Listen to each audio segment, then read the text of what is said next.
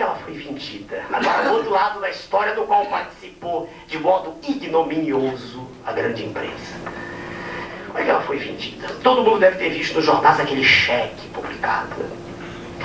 Ela foi vendida por 3,338 bilhões. 3 bilhões. Isso corresponde, num cálculo singelo, a 0,05% do valor. 0,05. 5 centésimos por cento. Nem 1%, muito longe de 1, nem meio. A 10ª parte de 0,5% do valor. Mas mesmo assim, o que é pior, é mentira que esse dinheiro entrou. Também isso é mentira. Metade desse valor foi para o BNDES. Um grande empresário, que foi obrigado a vender sua empresa antes de falir, há pouco tempo atrás, amigo meu. Ele disse, doutor Enéas, o BNDES, de tudo que está, é o que há de mais podre. É lá onde está o antro de tudo. E eu vi aquilo e fiquei impressionado. Quando eu vi a discussão da Vale, eu digo, ele tem razão. Alguns dias atrás eu tive com o balanço do Banco Central, é o outro lado da palestra. Eu falei, não, o Banco Central é difícil dizer. Quando a gente estuda o que acontece no BNDES, a gente pensa que é pior. Quando estuda o espaço do Banco Central, ou seja, é difícil dizer o que está pior. Mas muito bem. Metade desse valor, dos 3,338, né, bilhões, ficou com o BNDES. E o BNDES assumiu uma dívida de uma coisa que sai pouco, muito pouco veiculada, que é o chamado Fundo de Compensação de Variações Salariais. Dívida que nunca ia ser paga, nenhum dos governos anteriores falou nisso. Isso é uma questão contábil que demoraria a explicar, não quero cansá-los. Mas é o que se chama moeda podre, mais uma. É mentira que o dinheiro, nem entrou o dinheiro. A outra metade da União, quer dizer, que ficaria para os cofres da União, bom, uma parte, juros e comissões dos encarregados do consórcio avaliador. E aqui é que vem o ponto mais sórdido. O mesmo grupo que fez a avaliação, mesmos elementos, com representantes de Gabo Lacinado, participou da compra. Que é a compra? A compra foi feita através de uma luta aberta de 2 contendores. Os contendores, claro que estavam de acordo, que fizeram aumentar em 20% o preço simbólico. O que estava sendo vendido não era a Vale toda, isso aqui é mais repugnante. Estava se vendendo o controle da Vale. Para os senhores terem ideia, estavam se vendendo 41,73% das ações com direito a voto. 41% das ações com direito a voto. Mas acontece que as ações com direito a voto são 64% do capital. Quer dizer, o que estava se vendendo, na verdade, era 26% da Vale. Não era a Vale. Estava se vendendo o poder de controlar. De dizer assim, olha, esse minério vai lá para fora assim. Entendeu? Faz-se isso com aquilo, entendeu? Isso é o que se vendeu. O resto não interessa. São leilões uns atrás dos outros que vão ser feitos já com os lucros. Veja que coisa repugnante. Agora vamos ver quem comprou. Os senhores viram nos jornais, CSN, siderúrgica, mas a siderúrgica nacional já não é mais nacional, já tinha sido privatizada. Aí dizia assim, mas quem está por trás dela é o Bradesco, será? Segundo grupo, Opportunity. Terceiro grupo, National Bank. Nós, estudando o assunto, quando eu digo nós, o nosso grupo, engenheiros nucleares, procuradores militares, juízes, generais, estudamos o assunto. E vimos que por trás de tudo isso estava uma figura maquiavélica de um dos homens mais poderosos do mundo, chamado George Soros, que é indicado nos altos escalões do planeta como um dos imperadores do narcotráfico. Claro que alguns dos senhores dizem, o senhor está delirando. Não estou delirando, não. Essa revista que um ou dois dos senhores podem ter, Executive Intelligence Review, que não está nas bancas, apresenta, na sua edição de 29 de agosto de 97, uma figura interessada. George Soros, Drug Pusher for the Queen. Eu só vi a figura dele aqui. Eu leio toda semana essa revista. E que vergonha. Na primeira página, está em inglês, eu vou traduzir para o senhor. Na primeira página, está grifada aqui para o senhor Apolo. Veja aqui, tio, está grifada. No Brasil, na revista escrito com Z, claro, o grupo Opportunity Soros foi parte do consórcio que comprou a Vale do Rio Doce. o gigante de mineração nacional. Foi para lá que a Vale foi vendida para o narcotráfico. Não estou falando aqui numa plateiazinha respeitável, mas não. Falei na televisão há poucos dias. Que liquidem-me se quiserem, não tenho medo. Foi na televisão, na Rede Record. Quem tomou conta da Vale foi o narcotráfico. Não sou eu que estou dizendo. Então, de Vale não vou falar mais nada. Muito mais. Vejam a que ponto nós chegamos. Vejam quem é que está no comando do Brasil. Vejam que imundice. Não sei quem daí vai querer ser candidato, mas eu já estou dizendo, depois eu saio, vocês vão conversar com os colegas. Parem de falar em buraco de rua. Parem de dizer besteira. Saiam dessa discussão imbecil. Temos que construir uma escola, porque nós temos que educar. Claro que tem que educar, mas como se pode pensar em educar se o dinheiro para pagar professor dá para dar para ele 1 a 2 salários mínimos? Quando paga isso? Qual é o professor que vai ter prazer de dar aula numa miséria? Tem hoje no partido uma figura egrégia, um professor de medicina dos mais respeitados. Apareceu na televisão comigo. A maior autoridade do Brasil em doenças infecciosas. Qualquer médico sabe, se houver algum na sala sabe. Professor Ricardo Veronese.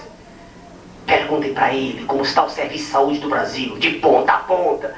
Não adianta perguntar para alguém aqui, porque é igual do Acre, Rio Grande do Sul. O pobre está morrendo da míngua. Porque não há dinheiro para nada. Mas como pode haver dinheiro se, além da entrega das estatais estratégicas, disso que eu estou falando, além disso, agora o outro lado, do dinheiro que entra. Qual é o dinheiro que entra? O dinheiro que entra, vamos trabalhar só com o plano federal. Só o federal. Só. Em 94, entraram 60 bilhões de dólares. Em 95, 84 bilhões. Eu escrevi essa caixinha no passado, está atrasado. Eu já atualizei. Diz aqui que serão no mínimo 90. Foram 96 bilhões. Repara que está subindo. É mentira tudo que eles dizem. Em 97 vai para 120 bilhões, no mínimo. Há quem diga que vai mais. Agora, só estou falando federal. Mas como é que não há dinheiro para nada? Aí vem o governo e diz: há um déficit público. Nós gastamos muito, como é que eles dizem, né? Com a máquina. E temos que demitir. E lá vai o idiota do funcionário público para a rua. Quem é o culpado? Ele é um bode expiatório. E tem gente que diz, não, mas tem funcionário de baixo que não faz nada. Tem gente que vai fazer nada. Isso é um problema que pode ser corrigido. Se num lugar há demais, eu garanto que no outro há de menos. Porque há lugares onde tem 3 pessoas trabalhando e se matando. Então há num demais, há no outro de menos. Não há funcionários públicos demais no total. O nosso número global não é superior de outros países do primeiro mundo. Onde é que vai o dinheiro, então? Onde é que ele vai?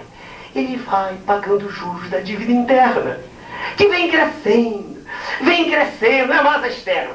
Inteligentemente, vejam senhores, eles pegam esses valores e hoje eles já transferem para a dívida externa, para que o valor, como todo mundo não, os mais bem informados estão falando agora da dívida interna, eles, vejam senhores, eles vão distorcendo, escamoteando os dados. Por exemplo, há pouco tempo atrás, em 94, não precisa abrir, ela era de 50 bilhões de dólares. Agora ela está em 180 bilhões de dólares. Uma coisa absurda. O que se paga de juros nessa dinâmica é algo astronômico que eu fiz um cálculo. Parece até uma brincadeira, mas é só para os senhores verem. Existem alguns anos na história agora recente do Brasil. Se o senhor pegar, por exemplo, uma década, o senhor sabe quanto se pagou nessa década passada de juros, de dívida interna? 100 bilhões de dólares. Então veja como diante desses números passam a ser ridículas essas discussões. Não, cheio de um desfalque, aí aspira as páginas, o desgraçado roubou uma galinha, o outro roubou um peru, isso não tem importância nenhuma. 100 bilhões. Eu até escrevi uma coisa, eu não estou achando aqui, uma coisa interessante, dizendo que se o sujeito tivesse que trabalhar, né, para pagar o que o Brasil gasta, vamos ver se tu achas aí, de juros em 1 hora, o que nós pagamos em 1 hora, já me lembrei, o que a gente paga de juros em 1 hora, o Brasil em 1 hora, um pobre que ganha assim seus 300 reais, um homem de classe média, baixa, né, ele levaria quase 1000 anos. Bem, aqui quando eu escrevi levaria 975. Eles baixaram a taxa, agora está 750 anos. Imagina um sujeito trabalhando 750 anos para pagar o que o Brasil paga em julho e hora. Quer dizer, senhores, não tem solução. Não adianta. Não tem solução. E vou mais longe agora, para estar chegando ao finzinho. Tudo de que eu estou falando ainda é café pequeno. Os países hegemônicos, quem são eles? Inglaterra, França, Alemanha, Japão, Estados Unidos, Canadá, Inglaterra, Itália, estão numa situação desesperadora. Falta-lhes o que será fundamental no século XXI. Falta-lhes energia para movimentar todas as suas máquinas, todos os seus navios. Nada se move, nada se transforma sem energia. Na história da humanidade nós tivemos a época do carvão mineral. No século agora que está acabando, tivemos o petróleo. E o petróleo está acabando. Daqui a mais 10, 20 anos no máximo não haverá petróleo. E para onde é que a humanidade vai voltar seus olhos para poder ter suas máquinas funcionando, seus automóveis, tudo que funciona, né? Para poder ter luz elétrica? Para onde? A humanidade vai se voltar para uma coisa só, para o Sol, que é a fonte praticamente eterna de energia. É claro que a grande maioria fica, pô, como é que eu posso usar energia solar? É simples, simples. A natureza, de modo sábio, pega a energia solar e absorve essa energia nas folhas das plantas, tá? Essa energia lá depois, ela é transformada por um processo metabólico vegetal em óleos, em glicídios, lipídios. Sabe-se hoje, qualquer indivíduo que tenha feito ciência sabe, que os óleos vegetais do Brasil, óleo de babouna, óleo de babaçu, qualquer um deles, é capaz de substituir o diesel com muita vantagem. E é exatamente isso, é nisso que consiste a razão de os olhos lá de fora estarem voltados para a Amazônia. Quer dizer, eles sabem que aqui está a riqueza maior do planeta, a riqueza energética. Para os senhores terem ideia, o Brasil, esse continente, recebe em um dia de sol mais energia do que 120 mil usinas de Itaipu funcionando a todo vapor.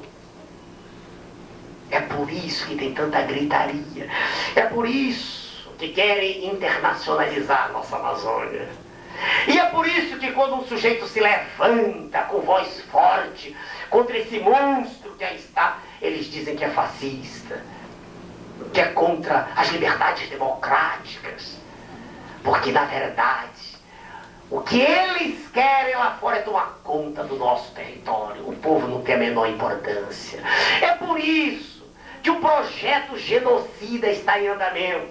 É por isso que eles falam tanto em limitação de filhos, em ligar trompas das nossas jovens do Nordeste. É por isso que eles põem como heróis os pederastas, os invertidos sexuais. São indivíduos como nós, seres humanos como nós, mas não podem ser apresentados como modelo de reprodução, porque que eu saiba, homem com homem não gera filhos. Mas é importante que se detenha o nascimento de brasileiros. É importante que essa terra seja um espaço enorme com o mínimo de gente. É importante que a nossa população seja a mais analfabeta possível.